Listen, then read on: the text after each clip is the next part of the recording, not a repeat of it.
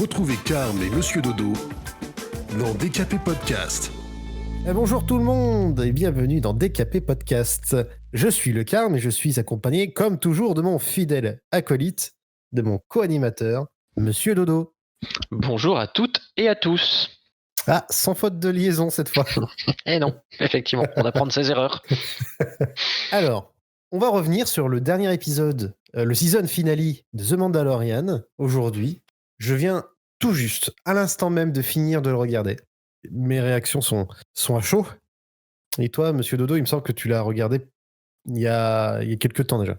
Enfin, Je l'ai vu 2 fois aujourd'hui. Je l'ai vu ce matin à 9h, dès qu'il est sorti, juste après le boulot. Hashtag je raconte ma vie.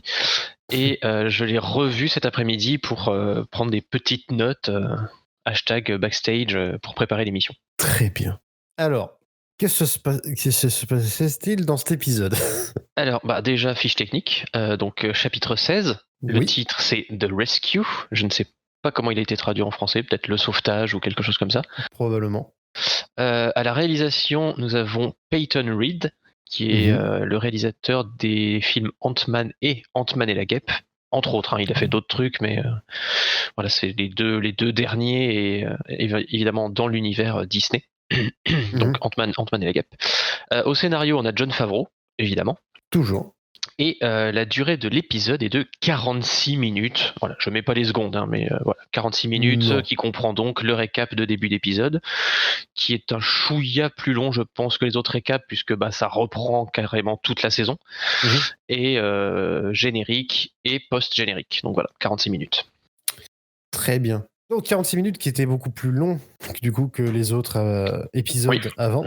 Ce qui est pas plus mal, parce que c'est vrai que 30 minutes et quelques, ça commençait à faire un peu court. Même si cette fois, même avec les 46 minutes, j'étais encore un peu sur ma faim. Je vais pas le mentir. Les deux précédents, c'était, si je dis pas de bêtises, 34 et 38 minutes. Donc effectivement, on a à peu près 10 minutes de plus. Voilà, 10 minutes de rab, c'est gratos, c'est pour moi. Ouais. Donc on peut commencer par l'intro de l'épisode, puisque on est habitué maintenant, chaque épisode est constitué d'une intro pré-générique de l'épisode, et les season finale, comme en saison 1, il y a une scène post-générique. Voilà, donc on va découper ça comme ça. On va commencer du coup par l'intro, on va faire ça vite. Oui, mais on va essayer de pas vous retenir pendant 2 heures, promis. Ouais, pas cette fois. Non. Donc ouais, l'intro, donc elle est in media res, comme on dit, c'est-à-dire qu'on commence au cœur de l'action. Tout à fait. Donc c'est la poursuite du Dr Pershing, qui est dans une navette lambda qu'on connaît bien dans Star Wars. Donc c'est la navette Tidirium du Retour du Jedi, là, les navettes impériales blanches classiques. Celles qui ont les ailes qui se plient. Tout à fait. Donc qui est poursuivi par le Slave One avec toute l'équipe à l'intérieur. Donc effectivement, in media res, parce que on avait quitté ça à l'épisode d'avant. En fait, il partait de la planète. Ils partaient en hyperespace, et là on arrive directement sur la poursuite du Dr Pershing. Alors on sait même pas comment ils ont trouvé le Dr Pershing, puisqu'ils étaient censés avoir les coordonnées du croiseur et pas du Dr Pershing. Mais bon, voilà, on arrive sur la poursuite du Dr Pershing. Donc ils se font arraisonner, et ensuite on a alors le seul point intéressant à mon sens de cette introduction, c'est au-delà de Dr Pershing, machin, tout ça, blabla, c'est le petit dialogue que j'ai noté entre un des pilotes et Kara au sujet d'Alderaan, parce que voilà, ça se place dans le lore, donc voilà, puisqu'on sait maintenant que Kara vient d'Alderaan. Donc Alderaan est considérée comme une planète de terroristes. Tout à fait, c'est pour ça qu'elle a été pacifiée. Voilà, pacifiée. Et donc le pilote lui dit... et on retrouve aussi un brin de l'autre côté du miroir qu'on pouvait avoir avec Mayfeld notamment. Donc là, Mayfeld il est devenu gentil, mais l'autre côté du miroir, c'est-à-dire que un des pilotes de la navette lui dit, mais vous savez qu'il y a des millions de personnes qui sont mortes dans ces stations de combat, etc., etc. Donc on voit quand même le côté... les gentils ont gagné, mais ils ont quand même buté pas mal de monde. Oui. C'est vrai que si on réfléchit bien, Luke Skywalker et toute sa bande, c'est techniquement des... Ils ont tué des millions de personnes, oui. Voilà. Puisque sur les 2 étoiles noires, étoiles de la mort, du coup, il y a quand même des millions de gens cumulés sur les deux, donc voilà. Plus tous les croiseurs, les chasseurs, les machins, tout ça, voilà. Donc il y a un petit dialogue, voilà, qui recentre un petit peu. Ça dure pas longtemps, parce que Kara réduit au silence le pilote en question. Mais vite fait, bien fait. Voilà, vite fait, bien fait. Donc les gentils gagnent, ils s'en foutent un peu de comment ils font. Si vous avez l'occasion de revoir cette séquence, moi j'ai bien aimé justement. J'aime bien. Je suis un des partisans de l'Empire. Non, bah, ils n'ont pas fait que des trucs mal, je veux dire. Bref. Ils ont quand même donné de l'emploi à pas mal de monde. Mais ouais, j'ai bien aimé la scène juste pour le petit dialogue de l'Impérial. Ouais, c'était assez, oui, c'était sympathique. Donc ensuite, donc ça c'est l'intro. Et ensuite donc épisode, voilà, chapitre 16 The Rescue, et on arrive sur le gros morceau, quoi. Donc la scène d'après, on voit Mando et Fett aller entre guillemets chercher l'aide, voire recruter 2 personnes qu'on a déjà vues dans des épisodes précédents de la saison 2. Tout à fait. À savoir Bo-Katan et Koska. Koska, d'accord. Oui, Koska, qui est donc la deuxième Mandalorienne, puisque le Mandalorien qui les accompagnait n'est plus là. Tout à fait. Voilà. Donc effectivement, ils vont les chercher sur une planète qu'on ne connaît pas, une planète désertique, aride, avec des grosses usines dessus. Donc on sait pas. Voilà, on sait pas où c'est. Ça doit être dans la bordure, parce que tout se passe plutôt dans la bordure, dans Mandalorian. Mais voilà, on connaît pas le nom de la planète. On devine qu'on va voir nos amis mandaloriennes, puisque à l'extérieur du bar où ils vont se retrouver, il y a le chasseur mandalorien. Donc le chasseur Gauntlet, puisque c'est son nom. Donc c'est le vaisseau avec les espèces d'ailes pointues là qui sont repliées quand il se pose. D'accord. Voilà, qu'on a déjà vu évidemment dans Rebels et tout ça. Donc c'est. Ouais. C'est peut-être pour ça que du coup je suis dit voilà. Il m'avait l'air familier mais sans plus, quoi. C'est ça. Ouais, le design du vaisseau est reconnaissable. Alors bon, les gens feront leurs recherches, mais techniquement c'est des vaisseaux qui sont aussi utilisés par la Death Watch, mais bon là finalement c'est les gentils Mandaloriens qui les utilisent, donc c'est plutôt cool. Et on se retrouve à l'intérieur d'un bar, donc similaire à pas mal de tavernes de Star Wars, avec pas mal de races extraterrestres, tout ça. Des gens qui commencent à faire la gueule quand ils voient des Mandaloriens rentrer. Surtout 2 Mandaloriens. Voilà, c'est rarement porteur de bonnes nouvelles, visiblement. Et on a du coup un dialogue qui s'instaure entre donc Din Djarin, Boba Fett d'un côté, et Bo-Katan et Koska de l'autre. Donc voilà. Donc les deux viennent annoncer que l'enfant est aux mains de Gideon et qu'ils aimeraient bien avoir un petit coup de main. Oui, ça serait pas de refus. Ce serait pas de refus, effectivement. Et donc il y a des tensions qui naissent dès le début en fait, entre Bo-Katan, Koska d'un côté et Boba Fett de l'autre, puisque Boba Fett n'est pas un Mandalorien selon les critères de Bo-Katan. Ce à quoi Boba Fett répond que de toute façon il prétend pas en être un. Voilà, il s'en fout, lui il est là, il fait sa vie, quoi. Donc la tension monte, Bo-Katan essaye de faire redescendre la tension, mais ça repart. Donc il y a un petit combat entre Koska et Boba. Vraiment, voilà, je sais pas ce que tu en as pensé d'ailleurs de ce combat, mais je pensais que sincèrement que Boba allait mettre une rouste incroyable, incommensurable à Koska. Alors que pas vraiment, quoi. C'est plutôt match nul. C'est plutôt match nul et c'est Bo-Katan qui met fin au combat. Mais Koska est très très douée. On va dire ça comme ça. Oui. Elle sait se battre. Alors voilà, on va pas se mentir, l'actrice qui joue le rôle de Koska est une catcheuse professionnelle, donc forcément, ça joue aussi sur le personnage, quoi. C'est les arts martiaux, elle connaît. Donc catcheur, c'est des acteurs, quoi. C'est comme John Cena. C'est ça. Et puis ils ont quand même, ils ont une compétence dans les arts martiaux, c'est nécessaire, on va dire, dans leur métier, mais là ça se ressent à l'écran, quoi. Bah oui, après c'est sûr, ils savent. Ça se voit d'ailleurs aussi dans sa façon de se battre. Oui. Elle se bat un peu comme une catcheuse, des espèces de prises, tout ça, machin.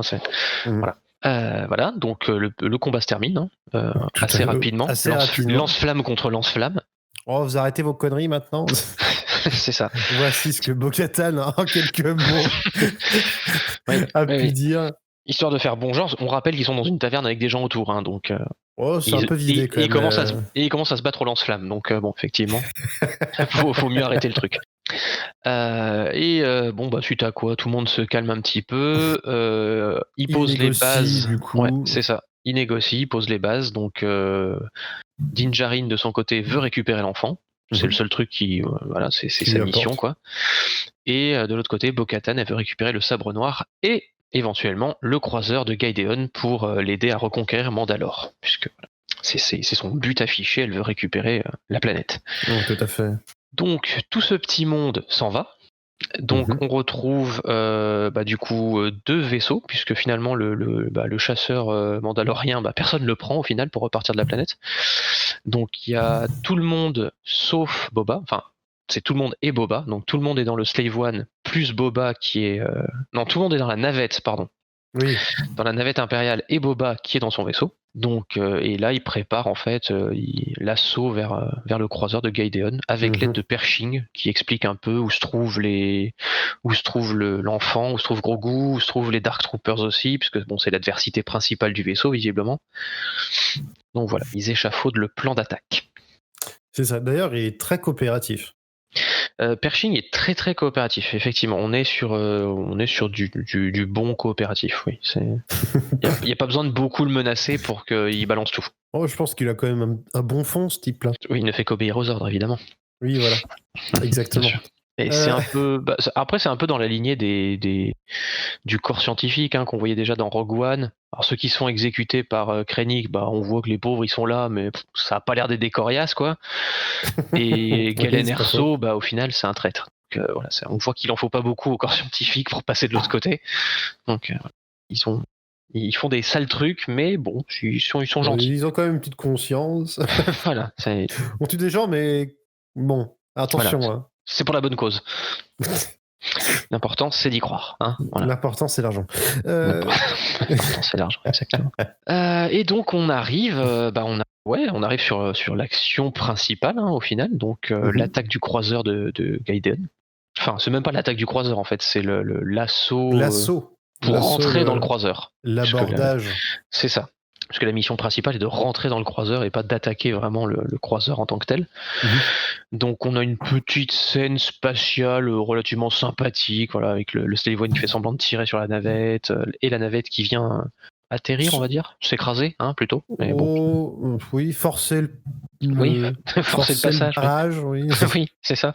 Dans le hangar à chasseurs TIE. Donc c'est sympa parce qu'on voit comment les TIE sortent du croiseur. Voilà, c'est une espèce de tube de lancement. Là, ils sortent au milieu. Ouais, d'ailleurs, ça m'a fait penser à un truc. Oui. Je sais pas si tu étais déjà allé à Disneyland Paris et que tu as essayé l'attraction Rock'n'Roll. Rock'n'Roller, je sais plus lequel. Qui n'y est plus, mais qui n'y est plus d'ailleurs, RIP. Qui n'y est plus. Ouais, oui, c'est un truc de lancement un peu comme ça. Ou le Space Mountain, qui est maintenant le Hyperspace Mountain. Le quoi ? Le Space Mountain, monsieur. Le Hyperspace Maintenant, Mountain. c'est Hyperspace Mountain. C'est parce qu'il est thématique Star Wars maintenant, le Space Mountain, depuis quelques années. D'accord. Il faut retourner à Disney, mon cher Carmen. Effectivement, ça fait longtemps que je ne suis pas allé. Donc après, voilà, on fait une toute petite parenthèse, mais fondamentalement, l'attraction n'a pas changé. C'est juste cosmétique, c'est de la déco, c'est voilà. D'accord. L'attraction en elle-même n'a pas changé, c'est le même circuit, c'est le même truc, mais bon, voilà. Ouais, c'est thématisé, c'est thématisé Star Wars.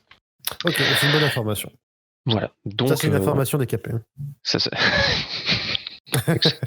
Belle exclusivité que tout le monde a depuis quelques années, mais c'est pas grave. On est heureux de vous l'apporter quand même. Donc là, il y a séparation, puisque du coup, Boba Fett, une fois cette petite mission effectuée, il s'en va. Non sans détruire 2 chasseurs TIE, parce que bon, il n'est pas venu pour rien non plus. Bon, ouais, faut pas déconner. Avec une belle petite rotation de sa tourelle sur 360 degrés, ça aussi, je crois qu'on l'avait pas spécialement vu sur le Slave One. En général, il tirait plutôt vers l'avant. Là, il peut tirer vers l'arrière aussi. Donc voilà, c'est assez sympathique. Ça a été customisé. Ouais. Il a plein de trucs, le Slave One. Il a des bombes soniques qu'on a déjà vues. Il a un canon à ion qu'on n'avait pas spécialement vu non plus à l'utilisation. Et il peut tirer aussi vers l'arrière. Donc vraiment, le vaisseau est complet. Donc tout un petit coup de peinture, ce sera parfait. Tout équipé, la peinture, bon, à revoir. Ouais. Il y a du kilométrage, attention. Oui, ouais, il en a pas mal, ouais. Et on a le reste de l'équipe, donc, c'est-à-dire Cara Dune, Fennec, Bo-Katan, Koska et Din Djarin, qui débarquent dans le hangar du vaisseau, qui font le ménage. Et on a là encore une nouvelle séparation de l'équipe. C'est-à-dire que d'un côté, on va avoir Din Djarin, qui lui, sa mission c'est de récupérer l'enfant, pendant que les autres font diversion. Et on a du coup une équipe 100% féminine. Avec Tout à fait, c'est vrai. Cara, Fennec, Koska et Bo-Katan. Donc voilà, c'est pas les dernières pour meuler, hein, on va pas se mentir. Ils sont pas là pour réciter des poèmes dans les couloirs. Mais voilà, donc elles sont censées faire diversion pendant que Din Djarin va récupérer l'enfant. C'est ça. Din Djarin, entre-temps, va tomber sur un Dark Trooper.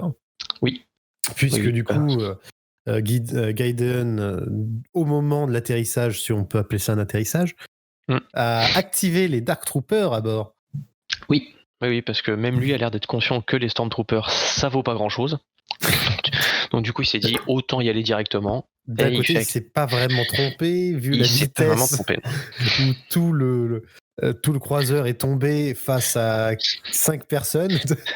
Oui, mais c'est vrai que les troopers ont pas fait illusion longtemps, oui. C'est ça.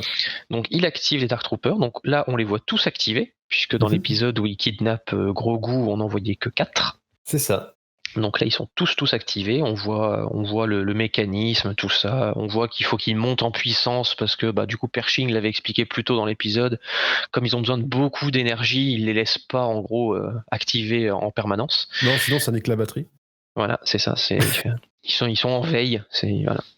Sinon, il n'y a plus de batterie, effectivement. C'est l'Empire. Bref. L'équipement impérial, encore une fois, c'est plus ce que c'était. Hein. Non, c'est plus ce que c'était. Et on apprend aussi d'ailleurs, pour revenir sur les Dark Troopers, on apprend que du coup les Dark Troopers qui sont dans la série sont la 3e génération de Troopers. Oui, tout à fait. C'est la phase 3. Les deux précédents étant juste une armure avec des humains à l'intérieur. Oui, ça rejoint un peu. Alors ça rejoint le Legend, mais dans l'autre sens, je crois. C'est ça. Il me semble que c'est un peu dans ce style-là, ouais. Parce que dans le Legend, le phase 3, c'était justement le côté on met des humains dans les armures et comme ça, ils défoncent tout. Et là, là c'est l'inverse et Pershing explique qu'effectivement l'humain c'était la seule faille du truc. Donc voilà, maintenant c'est que des droïdes. Ma foi, chacun son point de vue. Oui. Et quel droïde, du coup?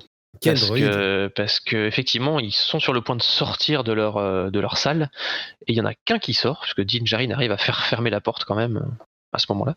Heureusement. Mais il prend un petit peu sucette quand même. On va pas se mentir. Ça m'a fait un peu rire. À un moment, il se fait traîner par le pied, il se fait balarguer comme ça, et t'entends un petit. Oui. Et tu sens qu'à ce moment-là, il prend cher.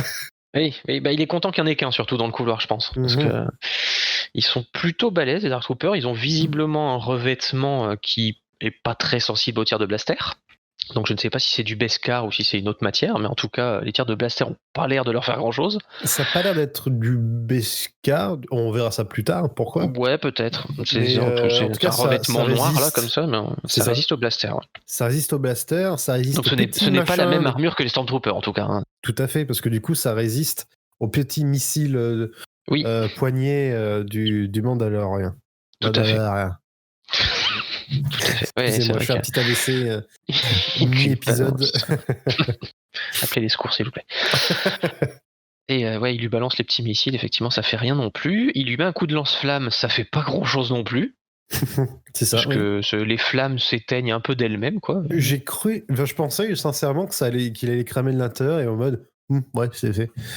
Mais non, visiblement. En fait, non. Et puis il y a une espèce de truc d'aération aussi qui se déclenche. Alors je sais pas si ça aide aussi à éteindre les flammes, mais au-dessus de lui, en fait, ça déclenche un truc là, visiblement.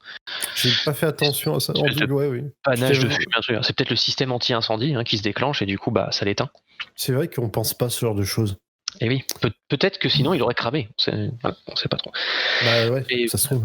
Le combat est pas très long, mais il est, on va dire, costaud. hein, parce Oui. que bon, les Dark Troopers mettent des bonnes grosses pralines quand même, notamment en répétition sur le casque, qui est très Oui. très solide, le casque de Din Djarin.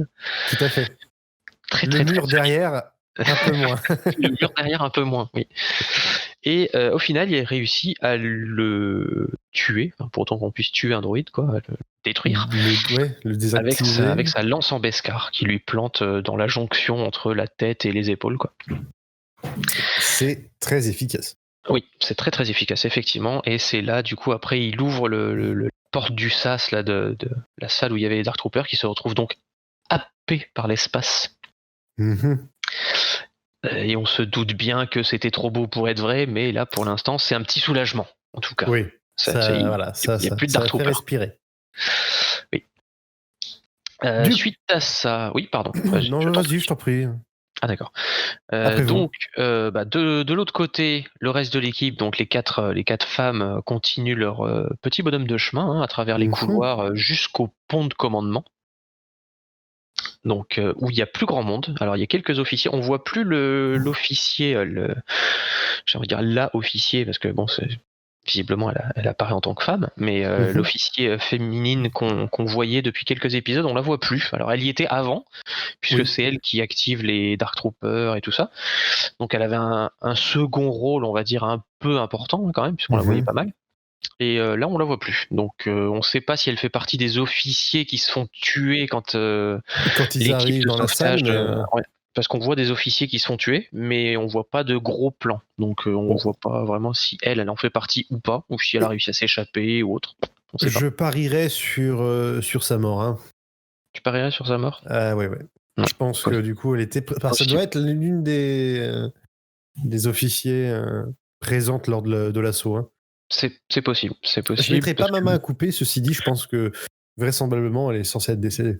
Ouais, parce qu'on les voit un peu de loin, et il y en a un qu'on voit debout, enfin il y a un officier qu'on voit debout se faire tuer qui tombe au sol, mais j'ai pas réussi à bien voir si c'était elle ou pas, donc on sait pas. Donc en tout cas, elles font le ménage sur le pont de commandement et elles cherchent Gaïdéon qui n'y est pas. Attention. Parce que Gaïdéon, il est dans la cellule de Grogu, en train de jouer avec son gros sabre noir. Et oui. On parle de. Oui. On Non, parle c'est du Dark Saber, hein, oui. Oui, tout à fait, on parle de l'arme, oui. Non, Oui. parce que ça reste un enfant. Faut pas. C'est écœurant, mais ça, décaper vaut mieux que ça, s'il vous plaît. Vous êtes dégueulasse. Et donc voilà. Donc, discussion entre Din Djarin et Gaïdéon. Oui, parce qu'en fait, il se trouvait là. Il se trouvait dans la cellule de Grogu. Oui. Il l'attendait parce qu'il a tout prévu, il est intelligent, Gaïdéon. Donc il y a négociation, puisque Din Djarin, du coup, lui, il veut juste récupérer l'enfant. Gaïdéon, lui, il veut juste avoir la vie sauve, hein, au final. Enfin, voilà, il dit qu'il a fait ce qu'il avait à faire avec le petit, à savoir étudier son sang, tout ça, machin. Donc on est en mode, prends l'enfant et va-t'en. Sauf que non.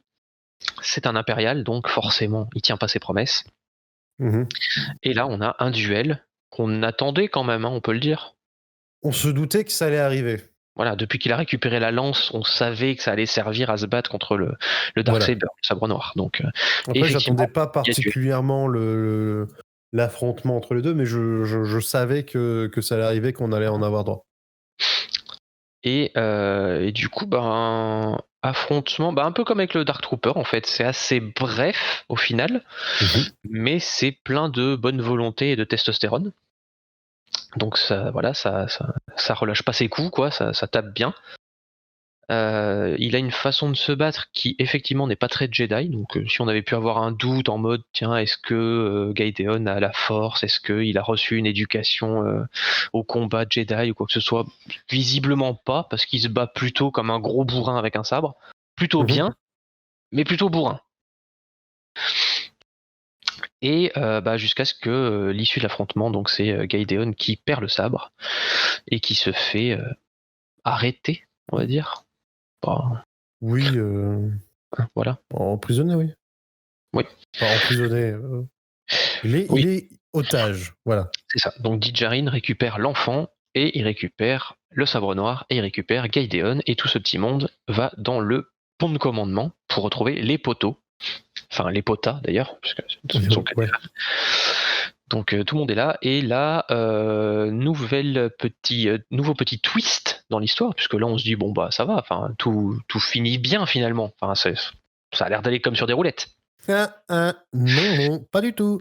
Eh bien non, puisque Bo-Katan est extrêmement surprise que Din Djarin porte le sabre noir, puisqu'il rentre dans la salle avec le sabre allumé pour surveiller Oui, Gideon. pour mettre une petite pression pour pas qu'il Tout se à fait. rebelle, encore une fois.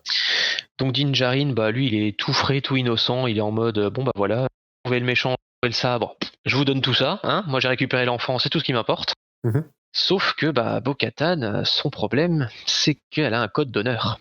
Et que son code d'honneur, du coup, lui l'oblige à récupérer le sabre noir lors d'un combat. Donc elle ne peut pas accepter le sabre que lui tend Din Djarin. Tout plein de bonne volonté, hein. Encore une fois, vraiment, c'est vraiment pas son intérêt de garder le truc, il s'en fout complètement de l'arme. Donc voilà, et c'est Gideon d'ailleurs qui nous indique tout ça, qui dit qu'elle pourra pas l'accepter, que ça marche pas comme ça, machin. Du coup, Din Djarin dit ok, si c'est un combat, je me soumets, et puis voilà, tiens, voilà, voilà le sabre. J'abandonne, ouais, tiens. Et du coup, elle lui dit non quoi, enfin c'est pas possible, enfin voilà, faut que ce soit un vrai combat. Donc là, on se dit tiens, peut-être qu'il y avoir une tension, qu'est-ce qu'elle va faire? Est-ce qu'elle va le provoquer en duel pour récupérer le sabre? Qu'est-ce qui va se passer? Eh ben non, alarme. Attention. Donc, pas le temps de se poser. Donc alarme, retour des Dark Troopers. Eh oui, parce que c'est les Dark Troopers qui. D'ailleurs. Hein. Ouais, je me demande pourquoi d'ailleurs ça n'a pas été fait avant, parce qu'ils sont censés avoir des réacteurs au YEP. Oui. Donc voilà, c'est scénaristique, monsieur. Oui, pardon, excusez-moi, j'avais oublié. Donc là, il revient. J'avais oublié que ce n'était pas la réalité, que c'était juste une série Star Wars. Exactement. Donc là, ils reviennent tous pour. Ça coupe le moment de tension, hein, du coup. Ça crée une autre tension. Donc ils reviennent tous. Ils sont très nombreux, donc on se dit c'est quand même mal embarqué pour toute la petite troupe là. Les saltimbanques, là, va falloir arrêter de chanter. C'est ça. Parce que déjà, ça avait donné du fil à retordre à Din Djarin, donc là, tout un peloton de Dark Troopers. Bon, ils sont bien une trentaine, voire. Ils sont un bon paquet. Ouais, ils sont un bon paquet, donc ils reviennent, ils remontent dans les couloirs parce qu'ils connaissent leur chemin. Hein, ils sont malins, ils ont la carte. Ils ont le GPS. Donc ils se dirigent tranquillement vers le pont de commandement, hein, tous ces braves Dark Troopers. Donc bras dessous. Nouvelle tension. Qu'est-ce qui va se passer? Ils commencent à frapper à la porte à la façon Dark Trooper. Hein, donc évidemment, nos compères se mettent. Nos compères se mettent en face de la porte avec les armes braquées sur ce qui pourrait. Oui, c'est ça. Et nouvelle alerte, nouvelle alarme. Et là, on voit un vaisseau qu'on connaît. Enfin, du coup, un modèle de vaisseau qu'on connaît. Oui. Un X-Wing. Tiens, juste un X-Wing. Bon. Juste un X-Wing, un seul. Youpi, comme dirait Kara. Oui, Kara, qui fait une petite remarque. Un seul X-Wing, on est sauvé. Et là, alors, du coup, ça se sentait un peu. Hein, on va sortir du cadre exclusif de l'épisode pour revenir sur les rumeurs, les machins, tout ça. On sentait qu'il y aurait un truc. Un X-Wing tout seul. J'en avais parlé lors du dernier épisode. Oui. Et un X-Wing tout seul. Bon. Ça aurait pu être n'importe qui. Ça aurait pu être le Ranger de la Nouvelle République là qu'on avait croisé, tout ça. Mais vu l'épisode, il y avait peu de chances que ce soit un Ranger de la Nouvelle République. Puis, de toute façon, on ne sait pas pourquoi il serait venu tout seul, lui, d'ailleurs. Tout à fait, oui. Et donc, vu que on attendait l'apparition d'un Jedi pour récupérer Grogu, tout ça. Jedi, X-Wing. Jedi. Oh, tiens, donc il a un sabre laser vert. Voilà. Aïe, ça vous parle? Il y a beaucoup d'éléments qui font que il a une main gantée et l'autre non. Il est tout en noir. Voilà. Il me semble que c'est quand même Obi-Wan Kenobi. Exactement. C'est tout à fait ça. J'adore la guerre des étoiles. Moi aussi, c'est formidable. Donc on voit le Jedi en question massacrer tous les Dark Troopers qui passent. Il n'y en a pas un seul qui lui pose une difficulté particulière. Oui, c'est pour ça que du coup, on doit se douter que ce n'est pas du Beskar, le revêtement qu'ils ont sur eux. Oui, c'est vrai, parce que les Et sabres. du coup, ça coupe avec le sabre, mais le blaster, ça résiste. Ouais. C'est vrai, c'est vrai. Bonne intervention. Hey, je vous en prie. Et donc ça meule, voilà, ça découpe du droïde, ça utilise la force pour les pousser, pour les Écraser, c'est ça. Il se fait une bonne trentaine de Dark Troopers, effectivement, sur le chemin. Jusqu'à ce qu'il arrive sur le pont de commandement, qu'il relève sa capuche avec à peu près le même geste que 5 ans plus tôt dans le palais de Jabba. Oui. Et là, évidemment, Luke fucking Skywalker. Le seul, l'unique. J'avoue que dès que j'ai vu le X-Wing, j'ai fait OK, est-ce qu'il y a des chances que ça soit lui? J'ai vu descendre une grande cape sombre. Je fais OK, c'est en train de se passer. Le sabre laser vert. OK, c'est en train de se passer. Il y a quelque chose là. Il y a un truc là, il y a un truc. Ouais. Et puis j'étais comme un fan de foot devant la Coupe du Monde. Puis je crois que même avant de voir la cape, on sait que c'est un Jedi parce qu'il me semble qu'on voit le X-Wing et après on voit Grogu en mode oh tiens, je suis en train de sentir un truc là dans la force. Donc bon, force, X-Wing, voilà, c'est arrivé. Dans une séquence qui dure quoi, 2, 3, peut-être 5 minutes. Pendant que je réfléchis. Ouais. C'est vraiment magnifique. Ouais. Je suis.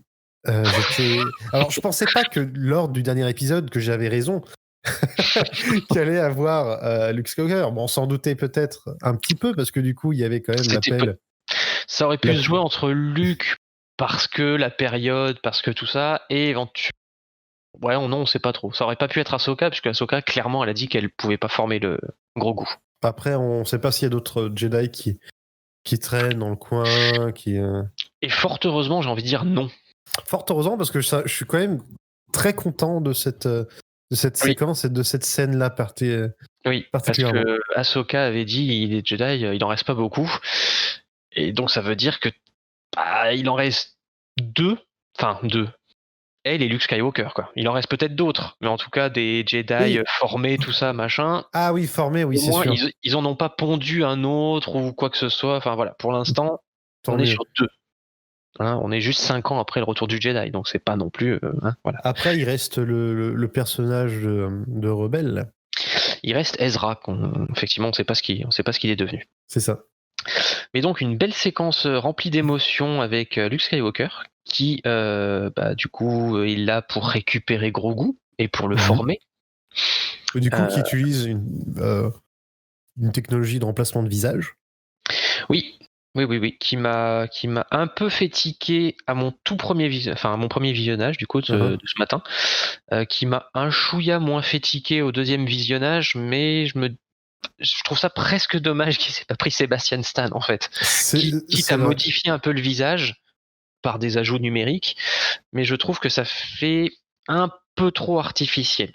Ça passait presque mieux avec Tarkan dans Rogue One. Là, je pense qu'ils sont partis sur une autre technologie. Je trouve que ça ressemblait plus au Leia de Rogue One en fait, avec un visage un peu plus, moins expressif quoi. Là, les cheveux ils bougent pas du tout. Bon, il y a pas de vent, il y a rien du tout donc. Oui, ils sont dans un vaisseau.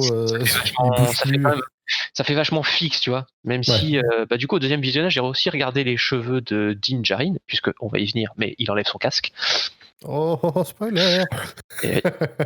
Donc on voit ses cheveux et je me suis dit, est-ce que ses cheveux à lui, qui sont donc naturels, fatalement, font plus naturels que les autres cheveux qui ne le sont pas?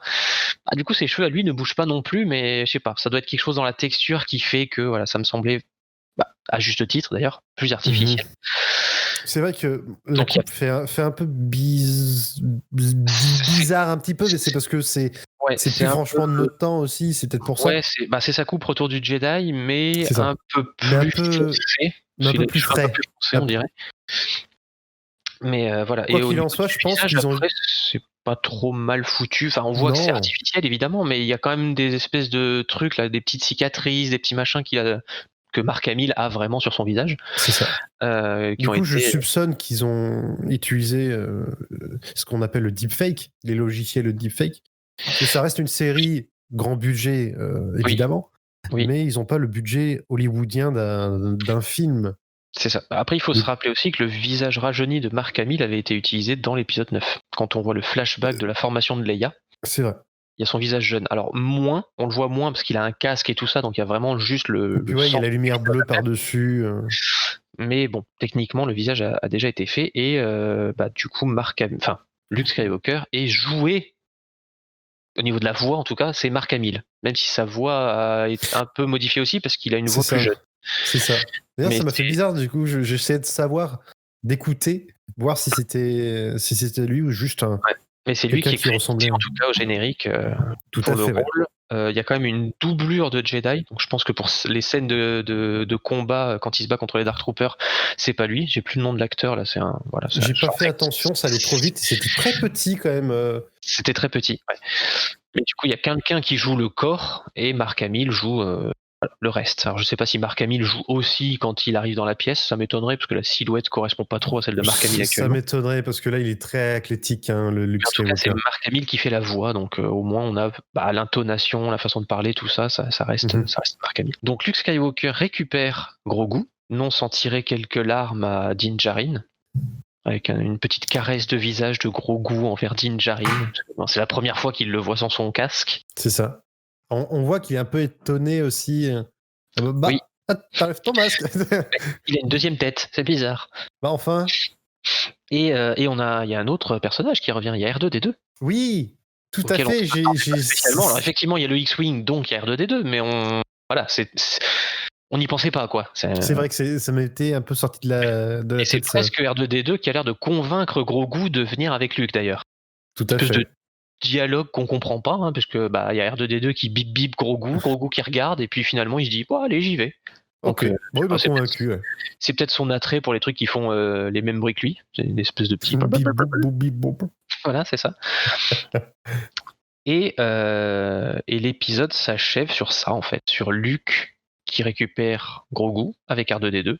Donc ils s'en vont avec la promesse, voilà, de faire en sorte que Grogu maîtrisera ses capacités et on laisse donc toute l'équipe sur le pont de commandement. Donc Din Djarin sans casque et tous les autres qui sont mi what the fuck, mi c'est un peu triste quand même de voir l'enfant partir. En mode, putain, mais on est venu pour ça.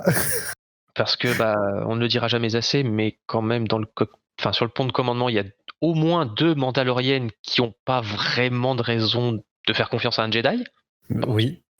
Voilà, même si elles sont du bon côté des Mandaloriens, il y a quand même un passif avec les Jedi. Il y a Cara qui a pas dû en croiser beaucoup. Alors elle a dû entendre parler de Luke Skywalker, j'imagine. Surtout ces dernières années.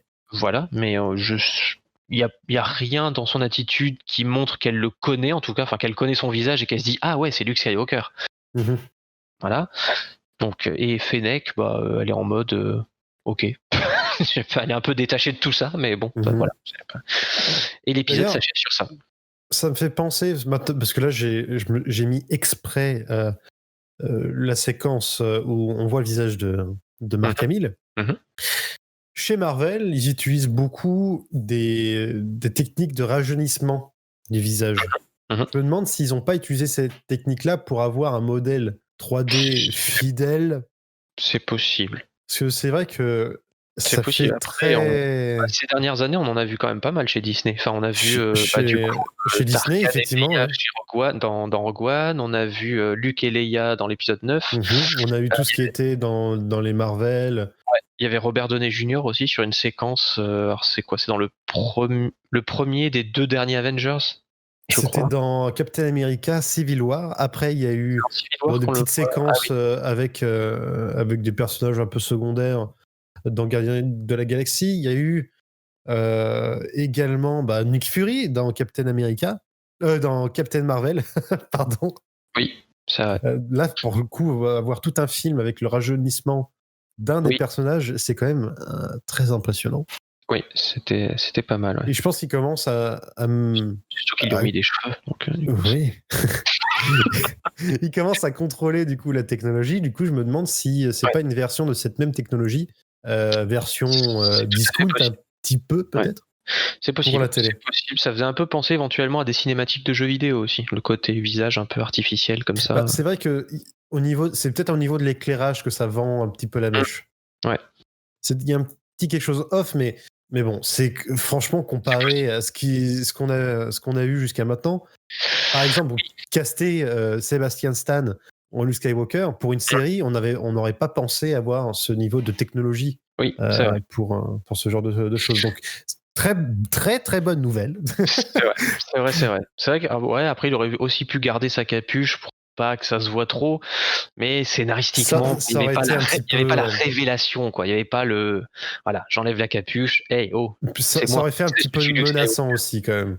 Ça aurait fait un peu menaçant, oui. Après, quand il le voit sur les caméras, il est un chouïa menaçant quand même. Hein. Mais c'est pour ça que le fait d'enlever sa capuche, ça aide quand même un peu. Il arrive sur le pont de commandement avec le sabre allumé aussi, donc il sait clairement pas où il arrive, quoi. C'est ça, et déjà ils ont des flingues sur moi. Oui. Ça va pas bien se passer. Voilà. Et donc, fin de l'épisode, fin de la saison générique 2, ou presque d'ailleurs. Ouais. Générique et surprise. Et du coup, alors surprise dans la scène post-générique, mais presque surprise, parce que si on regarde le générique, moi ça m'a fait tiquer la première fois que j'ai vu le générique, puisqu'on voit qu'il y a un acteur qui joue Bib Fortuna. Et je me suis dit, attendez, il y a Attendez une minute. Je n'ai pas vu Bib Fortuna dans l'épisode. Je sais à peu près à quoi il ressemble, ce brave garçon là, ce Twi'lek. Je me suis dit, mince, est-ce qu'il était dans le bar au début avec les Mandalorians? Puis je l'ai pas vu, mais ce serait bizarre de faire jouer Bib Fortuna et puis de pas au moins faire un plan sur lui, quoi. Enfin. C'est ça. Du coup, je me suis dit, bon, c'est chelou. Donc j'attends la fin du générique. Et là, scène post-générique, paysage identifiable, hein, deux soleils, du désert. Un palace qu'on a déjà vu. Palais de Jabba. Et là, effectivement, il y a Bib Fortuna. Hein, voilà. Donc c'est là qu'il est. Donc il n'est pas mort sur la barge de Jabba, première information. Oui, il était sur la barge de Jabba, je suis pas sûr. Il me semble qu'il est sur la barge, je sais plus. Il faudrait que je regarde le retour du Jedi. Mais quoi qu'il en soit, il a bien vécu pendant ses 5 ans. Il a même un peu pris du poids. Oui, il a bien mangé, oui. Il a bien mangé. Il a gardé les bonnes habitudes d'avoir des esclaves. D'ailleurs, il est une esclave Twi'lek, étant lui-même Twi'lek. Sympa la solidarité. Et donc, il y a Fennec qui rentre dans le palais, qui fait le ménage. Hein, on peut dire ça, hein, parce que elle tue à peu près tous les gens qui se mettent en travers de sa route et elle libère l'esclave en tirant sur la chaîne. Ensuite, elle menace plus ou moins Bib Fortuna, mais surtout Boba Fett. Boba Fett qui arrive, qui descend les escaliers, qui ne parle pas, qui fait son Boba Fett. Hein, du coup, on retrouve le Boba Fett du Retour du Jedi, qui parle pas du coup. Qui connaît les lieux, puisque dans le Retour du Jedi, il est dans le palais de Jabba avant d'aller sur la barge. Et là, Bib Fortuna est en mode ça fait longtemps qu'on s'est pas vu, je croyais que t'étais mort, machin. Et visiblement, Boba Fett est pas là pour discuter. Donc il le tue, purement et simplement. Il n'y a pas d'explication, il n'y a pas de. Voilà, il le tue. Il pousse son corps du trône, puisque Boba Fett est assis sur un trône qui n'est pas le même que celui de Bib. Bib Fortuna, pardon. Donc oui, c'est ça. Il pousse le cadavre de Bib Fortuna et il prend sa place dans un espèce de bon mouvement bien badass. Genre. Ça m'appartient, ça, maintenant. Voilà, je m'assois sur le trône. Fennec, elle est sur le côté, elle se serre dans les bouteilles. c'est chez moi maintenant. Et là, fin du game, écran noir.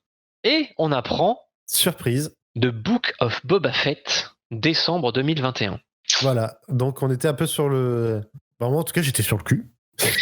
J'étais sur le cul aussi. Je m'y attendais, mais pas du tout. J'ai toujours une espèce de semi-hésitation à savoir si Book of Boba Fett, ça va être la saison 3 ou est-ce que ça va être un truc parallèle. Je me pose la question parce que ça arrive en décembre 2021. Ce qui est la date prévue pour la saison 3. C'est ça. Donc. Est-ce qu'on va abandonner, du coup, Din Djarin au profit de Boba Fett? C'est vrai que je me suis posé la question. Et du coup, la série pourrait continuer à s'appeler The Mandalorian, puisque même s'il ne l'est pas foncièrement suivant certains critères, c'est un Mandalorien, Boba Fett. Donc ouais, est-ce que la saison 3 va nous proposer de suivre les aventures de Boba sur Tatooine, qui visiblement veut récupérer un espèce d'empire du crime, hein, plus ou moins, parce que bon... C'est ça, il devient parrain de la mafia de Tatooine. C'est ça. Donc voilà. Donc, alors par contre, depuis le début de la série, la saison 2, il me semble qu'à partir du début de la saison 2, on voit des Gamoréens. Par contre, je trouve que les Gamoréens de la série The Mandalorian sont tout cuss. Ils sont un peu moins costauds que Ils ceux sont tout maigres. ceux du Retour du Jedi et tout ça. Ouais. Ils sont tout fins. Tu fais, ok, bon. Peut-être des jeunes Gamoréens, hein. C'est peut-être les enfants de ceux du Retour du Jedi. C'est vrai que c'est possible, mais bon, c'est vrai que à chaque fois je fais. Ouais, les costumes sont un peu moins, peu moins. Ma foi. Un peu moins large, mais voilà. Mais voilà, du coup, un épisode season finale très mouvementé, avec son lot de découvertes. Très mouvementé, oui. Essentiellement de l'action. C'est pour ça qu'il se passe un peu moins de choses lors de l'épisode. Mais et du coup, c'est pas clôture des arcs, enfin presque clôture de l'arc de Grogu et Din Djarin en tout cas, puisqu'effectivement il a mené à bien sa mission. Pas encore clôture de l'arc de Bo-Katan, puisque techniquement elle récupère pas vraiment le Darksaber. Et ouverture de l'arc de Boba Fett finalement. Donc c'est ça. Après il y a toujours il va y avoir un truc avec forcément avec Bo-Katan et Din Djarin. Donc est-ce qu'on va le voir? Est-ce qu'on va avoir l'occasion d'y assister? Bonne question. Parce que si ça s'appelle The Book of Boba Fett, ça va sans doute plutôt suivre Boba Fett. Alors, est-ce que ça va être sur une saison ou deux? On ne sait pas. Est-ce que ça va être sur une saison et à la fin de la saison, on va retrouver Din Djarin et Bo-Katan comme on a retrouvé Boba Fett là en fin de saison? On ne sait pas, sachant qu'ils peuvent aussi faire une saison sur Bo-Katan, qui elle est aussi The Mandalorian. Donc du coup... Ah oui, ça serait... Ils pourraient faire des saisons sur d'autres personnages mandaloriens. C'est vrai. Pour l'instant, on n'en sait pas plus, effectivement. On n'en sait pas plus, mais c'est vrai que avoir une saison tampon un petit peu pour pouvoir travailler le scénario, avoir un peu plus de matière pour une seconde saison, une autre saison, c'est pas une si mauvaise idée. C'est pas une si mauvaise idée, et je crois pas que les saisons aient des noms d'ailleurs dans Mandalorian. D'où le fait que ce soit bizarre qu'il y a un truc qui s'appelle The Book of Boba Fett. Parce que la saison 1 s'appelle pas The Book of the Mandalorian, la saison 2 s'appelle pas, je sais pas moi, la révélation de Din Djarin. Enfin, les saisons n'ont pas de titre en fait, c'est juste saison 1, saison 2 et puis basta quoi. C'est ça. Donc après, le livre de Boba Fett, ça colle aussi avec le découpage en chapitres que la série nous propose depuis le début. Donc à voir. À voir si ça va être une saison effectivement intermédiaire où du coup on va pas suivre Din Djarin ou si ça va être un truc en parallèle. Mais je pense pas que ce soit en parallèle. Les dates sont trop... Voilà, on nous annonce la saison 3 pour décembre 2021, Book of Boba Fett décembre 2021. À mon avis, c'est la saison 3. Relié, À mon avis, c'est la saison 3, donc pourquoi pas. Après... C'est dommage parce que je commençais sincèrement à m'attacher à Din Djarin. Moi aussi. Alors, est-ce que c'est fait exprès, justement? Parce que on s'attache à Grogu depuis 2 saisons, puis finalement, on pense qu'on va pas le revoir tout de suite. Parce que s'il part avec Luke, voilà. Il y a de grandes chances qu'on va pas qu'on ne le revoit pas, immédiatement. Et on s'attache aussi à Din Djarin et on le pas le revoir aussi. Alors, il faut aussi avoir en tête que les annonces avaient été faites pour Rangers of the New Republic et Ahsoka. Donc, est-ce qu'il y a des personnages qu'on va voir dans une des 2 autres séries? Parce que s'ils s'occupent de Boba Fett, on peut penser que les autres personnages, en même temps, ils vivent d'autres aventures. Donc, est-ce qu'on va retrouver, par exemple, Cara Dune dans les Rangers de la Nouvelle République? Parce qu'au final, à la fin de la saison 2, elle a plus grand-chose à faire, Cara. Enfin, on suppose qu'elle va retourner sur Nevarro faire son boulot de Marshal, mais... Elle va rapporter surtout Gaiden. Oui, tout à fait. Donc c'est une belle prise pour la Nouvelle République. Elle va être sûrement promue. Elle sera sûrement promue. Exactement. Ou alors elle va avoir beaucoup de... Elle va être mise en avant, en tout cas au niveau de la Nouvelle République. C'est tout à fait possible. Donc est-ce que ça peut être même un point de départ pour une série Rangers of the New Republic, hein. Elle peut très bien venir former elle-même une escouade pour aller traquer des anciens impériaux ou des trucs comme ça. Pourquoi pas? Tout à fait. Pourquoi pas. Et la série Ahsoka, ça peut être, je sais pas, peut-être qu'on peut revoir éventuellement Luke Skywalker dans la série Ahsoka, et du coup on reverrait peut-être Grogu. Donc voilà. Puisque par-ci par-là sur les internets, pas mal de gens qui aimeraient quand même que Ahsoka rencontre Luke Skywalker. C'est vrai que pour l'instant il n'y a pas eu de... C'est vrai que ça serait une belle boucle finalement. Oui. Pour des raisons évidentes de lien entre Ahsoka et Anakin Skywalker. Donc, Tout à fait. ce serait sans doute émouvant à voir, effectivement. C'est ça. Donc voilà. Donc rendez-vous dans un an, hein, pour la saison 3. C'est vrai que, alors, ça m'embête. Alors, je vais le dire, hein, ça me fait chier d'attendre un an. Parce que c'est vrai que là, c'était mon petit rendez-vous, mon petit truc, et Ouais. ça dure pas assez longtemps. Genre, C'est pas beaucoup, hein, 8 épisodes. Ouais. 8 épisodes, surtout qu'on a eu plusieurs épisodes de seulement une demi-heure. Cette saison 2 était plus rythmée, était franchement Oui, à clairement. tout point Bah, meilleure que la saison 1. Bah, il y avait, au final, à part Boba, on n'a pas de nouveaux personnages, enfin, du moins dans les principaux. Mhm. Donc, il n'y a pas de présentation de personnages à faire. Donc, on les voit directement dans l'action. Boba, c'est un nouveau personnage, mais sa présentation, elle n'est pas à faire non plus. Mhm. Tout le monde le connaît. Donc, effectivement, ça a permis d'être directement dans l'action, directement dans l'intrigue et tout ça, sans avoir à prendre le temps, même s'il y a des épisodes qui prennent un peu leur temps, mais sans Oui. avoir à prendre le temps de présenter les enjeux, de présenter ne serait-ce que le personnage principal déjà, Mandalorian. On comprend, Mhm. on connaît ses motivations maintenant, on voit juste son évolution en fait. Donc effectivement, la saison 2 était assez bonne, assez bonne. Ouais. Visuellement, c'est toujours bien. Il y a toujours 2-3 SFX un peu moyen, mais bon, ça, voilà, c'est. Bon, pas vraiment en vouloir. Faut voir que C'est même peut-être si le la format série de a un série gros qui est budget gênant. par épisode, bah, c'est pas non plus des millions et des millions. Mhm. Donc c'est plutôt très très bien. Surtout que la technologie va se perfectionner et que, si je ne dis pas de bêtises, Disney Lucasfilm va construire de nouveaux studios 360 degrés là, comme ils font là, leur espèce de avec les grands écrans devant lesquels ils filment. Ouais. Donc ils vont en construire d'autres. Donc ça veut dire que déjà très probablement les futures séries, voire certaines parties des futurs films, seront tournées avec cette technologie-là. Mhm. Et puis ça nous promet sans doute du bon, parce que mine de rien, là je crois que la saison 3 elle doit être au début de sa pré-prod. Donc ça doit être en Probablement train de. qu'ils sont en train, enfin, qu'ils vont bientôt commencer le tournage. Ouais. Ouais, Parce je que si pense on que. regarde l'année dernière, quand est-ce que le tournage avait débuté, c'était quasiment à la fin de la saison 1. Ouais. Après le tournage va assez vite, j'ai l'impression. Déjà ne serait-ce qu'avec cette technologie-là, qui permet Oui. de passer moins de temps en post-prod. Mais j'ai l'impression que le tournage peut se permettre d'aller relativement vite. Enfin, le tournage est plutôt court, et après, voilà, ça va, ça se passe plutôt bien. Donc voilà, on a hâte de découvrir Boba Fett, puis on découvrira sans doute plein de nouveaux personnages, parce que Fett, après tout, on connaît pas ses ennemis. Donc C'est vrai qu'il a dû se faire pas mal d'ennemis avec tout le temps qu'il a passé sur Tatooine. Est-ce qu'on va revoir éventuellement Cobb Vanth, qui avait son armure sur Tatooine? On s'en souvient.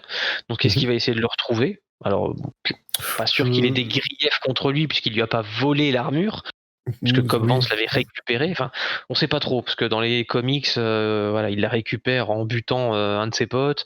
Dans la série, il dit qu'il l'a récupéré comme ça, machin. Quoi qu'il en soit, il l'a pas récupéré directement, visiblement, sur le corps de Boba Fett. Donc, Alors, pas l'impression probablement que Sarlacc a dû le jeter. Ou... Oui, après, oui. Enfin, oui, il a dû le rejeter, l'autre il était dans le coma, les Jawa ont dû arriver et le dépecer, et puis voilà, l'autre l'a récupéré, mais j'ai pas l'impression que Cobb Vanth soit un futur ennemi de Boba Fett. Non, je pense pas. Après, comme les deux sont sur Tatooine, est-ce qu'on va le revoir?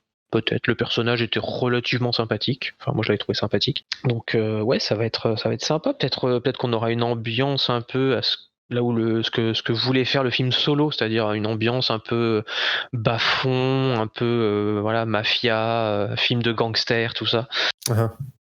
Peut-être qu'on aura un peu peut-être qu'on va avoir la suite de Crimson Dawn.